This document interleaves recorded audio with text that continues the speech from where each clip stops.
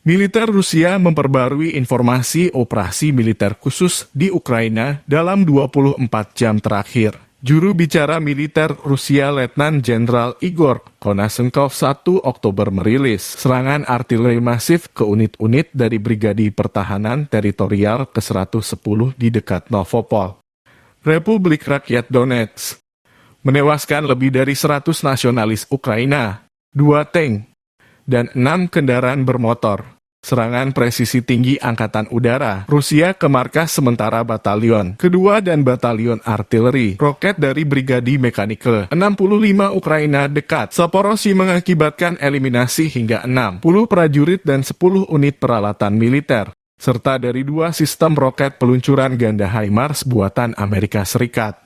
Secara total, 310 pesawat terbang dan 155 helikopter, 2.126 kendaraan udara tak berawak, 378 sistem rudal pertahanan udara, 5.203 tank dan kendaraan tempur lapis baja lainnya, 858 kendaraan tempur yang dilengkapi dengan MLRS, 3.441 meriam dan mortir artileri lapangan, serta 6.025 unit khusus kendaraan militer dihancurkan sejak operasi militer khusus berlangsung, kata Igor Konashenkov dikutip Tribun Timur. Dari kubu Kiev, Kementerian Pertahanan Ukraina merilis sebanyak 530 prajurit Rusia dieliminir dalam 24 jam terakhir. Total 59.610 tentara Kremlin meninggal sejak awal operasi.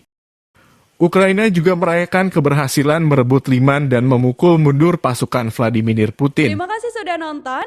Jangan lupa like, subscribe, dan share ya.